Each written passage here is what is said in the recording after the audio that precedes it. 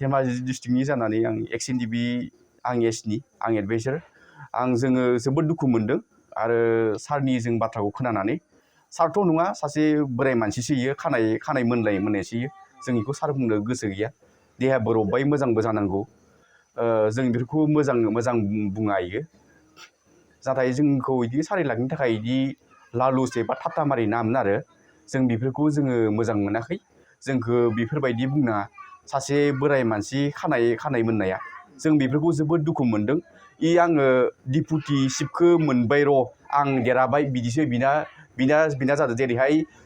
high स्कुलाव class 9, 10आव जेरैहाय आङो GSखौ मोनदो बिदिसो बिना जादों जों बिदिखौ मोजां मोनाखै आंजोंथ' बिदिखौ जोङो साबद्रायनाय मोनाखै जों जेसेबां जोङो धेमाजि डिस्ट्रिक्टनिखौ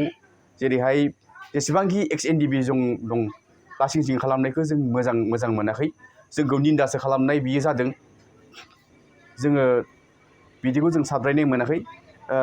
जों जेसेबांखि जोङो एक्स एनडिबि दं जोङो जोबोद दुखु मोननाय फोरमायदों जाहाथे बेफोरबायदि बोराय मानसि देहा अबस्था गैया बिदि जोंखौ बुङामोन आरो आं इयैनो फोजोबबाय गासिबो केसफोर गैयि सब जेबो गैयि मोजाङै थानांगौ होननानै आं बेखौ बुंदों होननानैथ' नों बेखौ रायलायनो हायोमोन दिनै नोङो मा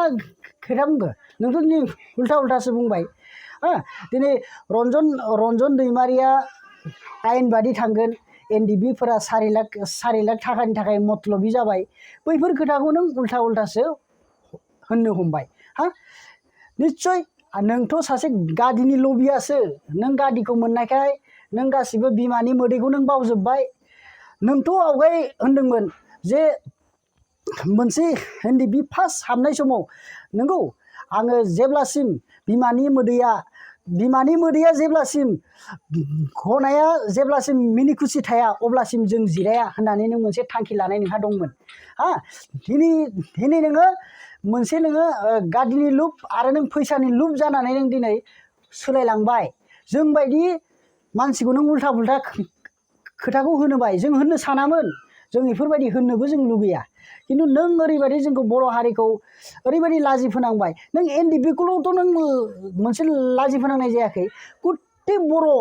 जोंनि गुथे बर'खौनो नों दिनै हारसानि निउस खालामनानै नों दिनै गुथे बर'खौ नों लाजि फोनांबाय एनडिबिफोरा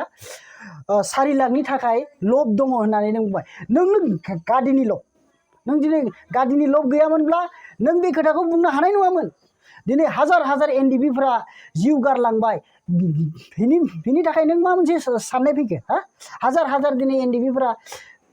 गावनि बिखानि थै होनानै बिमा बिफा गारनानै हिन्जाव गारनानै गासिबो न'खर बां गारजोबनानै हाग्रायाव थानानै दिनै सिलायजों गावथार जाबाय नों बेखौ मिनिदों नोंखौ जोङो मिनिनाय नुदों नोङो एनडिबिखौ लानानैसो नों दिनै नों लिडार जानो मोन्दों नों एनडिबिखौ लायाबाथ' नों बोरै लिडार जानो मोनगौमोन नोंखौ सिनायनायानो नङामोन नों सासे गथ' एनडिबिखौ दैदेननानैसो नों लिडार जानो हादों नोंथ' नङाबाथ' नों सासे नोंखौ रेसपेक्ट खालामनाय नङामोन नोंखौ दा जों सानदों नोङो जोंनि जेब्लाबो लिडार जानो हाया नोंथ' जोंखौबो सिनाया नों रावखौबो सिनाया आं नोंखौ बेखौल' बुंगोन दिनै नोङो गबिन्द सार नों दिनै जोंखौ दिनै जों 1 थारिखआव प्रेस मिट खालामदों जों आरो बिनिख्रुइ बांसिन जोङो बे नोंनि खोथानि थाखाय जोङो होसिख्राव आरो जों बांसिन प्रेस मिट खालामनो गोनां जागोन जोंनो मोनसे खोथाखौ डाइरेक्टलि नोङो होननांगोन आङो बे खोथानि थाखाय